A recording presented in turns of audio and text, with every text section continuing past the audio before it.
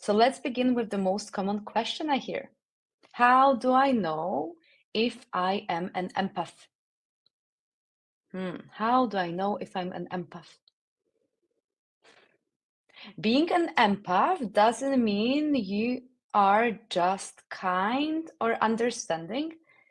It means that other people's energy lives in your body.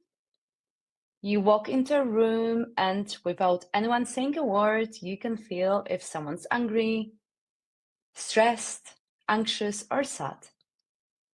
It hits you before the conversation even starts. You feel it in your chest, in your gut, in your emotions.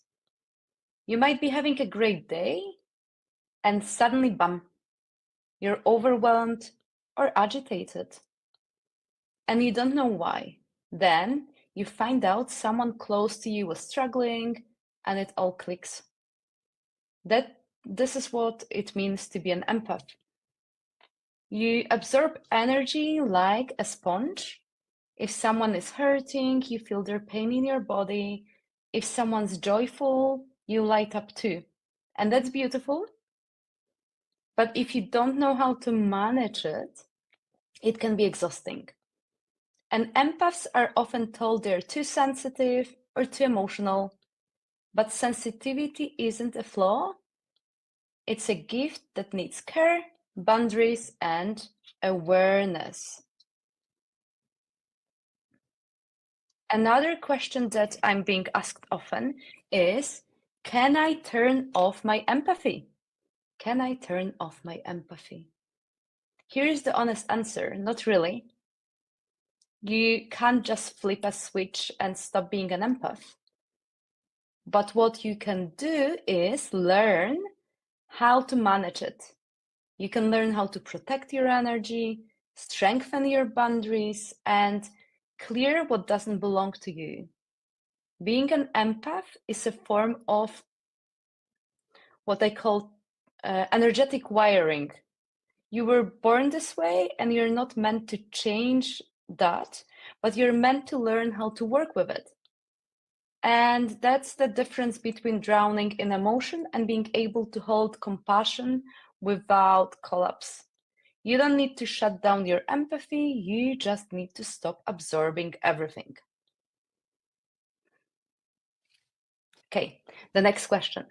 Is being an empath a gift or a curse? Is being an empath a gift or a curse? It can feel like both. On one hand, being an empath allows you to connect deeply with others. You feel love, beauty, and connection in such profound ways. But on the other hand, if you don't protect your energy, it's draining. You can end up overwhelmed, anxious, and exhausted. So the key is not to fix being an empath. The key is to support it, to protect it, and to understand that you are someone who needs more energetic self-care than most people. And that's okay. Because once you have the right tools, your empathy becomes a superpower. You can walk into a room and not only feel what others feel, but hold space for it without losing yourself. Something that I'm also being asked frequently, that's related to today's theme as well, is how can I protect and separate my energy? How can I protect and separate my energy? This is where I get really intentional in my own practice. Protecting your energy isn't about fear. It's about sovereignty. It's about saying, I choose what's allowed in my field. And I start by noticing, what am I holding that isn't mine? Sometimes just naming it creates space. Then I work with Archangel Michael to help me cut cords, energetic ties to people, feelings, or past experiences that are keeping me stuck or depleted. He cuts those cords gently with his sword, but powerfully, so I can return to my own essence. And then I also love working with Archangel Metatron So I call on Archangel Metatron every day, sometimes many times a day. He works with sacred geometry and magenta light to purify and clear my energy, and then in the energy in my space. I imagine that light moving through my body, gently lifting out anything heavy, old, or not mine. And then once I'm clear, I lock in protection. But here's how I do it, and feel free to try it out and then use your discernment and create your own practice. I envision each layer of light that I am surrounding myself entering through my solar plexus, the center of personal power. So from there, the lights expand outwards, forming a field around my entire aura, my entire creator field.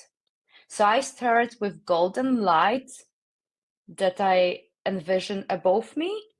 This is a pure divine protection. So I basically lock myself in that bubble. Then I use the white light that represents truth and the source consciousness. Then a mirrored shield facing outward. And that one reflects anything that isn't aligned with love or light, while still allowing truth and goodness to come through to my energy. And then after that, I wrap myself in blue light, the frequency of calm, communication, and safety. And finally, I seal it with a gray silver light, which makes me invisible to lower, denser, any negative energies. And that is the final cloak of protection. And it is especially helpful when I'm going into heavy energetic spaces. And I don't do this from fear. I do it from love, from knowing that my energy is sacred and deserves to be protected.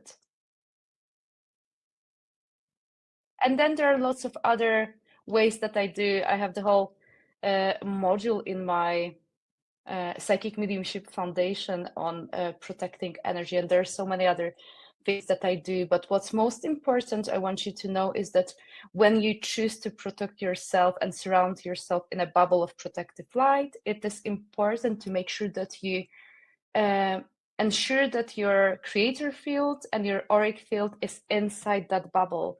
And what's the most important, that's why I've started by mentioning that we start from removing what isn't ours, because you do not want to lock yourself in a protective bubble of light with the things that do not belong to you.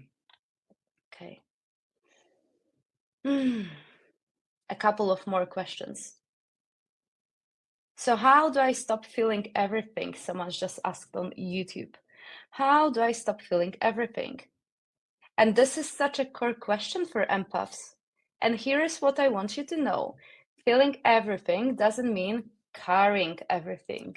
You are allowed to witness someone else's pain without processing it through your nervous system. You're allowed to care without absorbing. And the secret is learning how to recognize what's yours and what isn't. And throughout your day, pause and ask, is this mine? It seems simple, but it's powerful. And that one question can stop you from unconsciously merging with someone else's energy. And then you need to ground, you need to cleanse, you need to protect. Empaths don't thrive by pushing emotion away. They thrive by learning how to clear and return to center. I hope it answers your question. Okay, so the next question that someone's asked me, and feel free to leave any questions as well, and I'll reply to them, if not today, during some of the other lives that I'll be doing. So the other question that someone has just asked me is, let me read it. What are empath burnouts and how do I recover? Oh, I love that question. Okay, and I sometimes call them energetic hangovers. Well, empath burnout is real and it is intense. You know you're burnt out when you are physically exhausted, emotionally flat, and mentally foggy. You feel like you have nothing left to give, but people keep pulling on your energy. And burnout happens when we absorb too much and release too little. It's the energetic version of trying to pour from an empty cup. And to recover, you need stillness, solitude, water, nature. You need rituals that clear your field and bring you back into your body.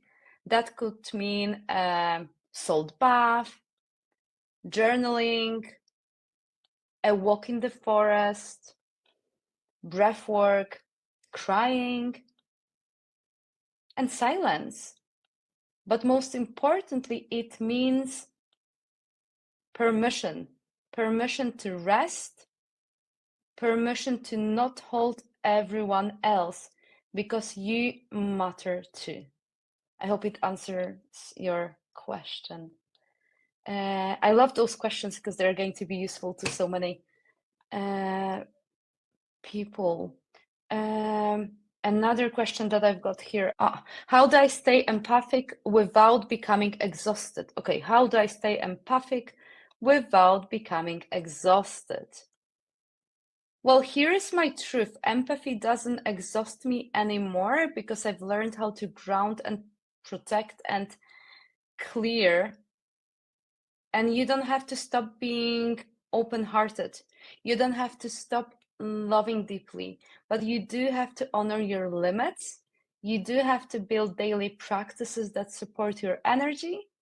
Start perhaps your morning with grounding, check in with yourself throughout the day, and end your evening with clearing and protection. And when you commit to these practices, you are not just managing your energy, you're building a sustainable, empowered, spiritually connected life.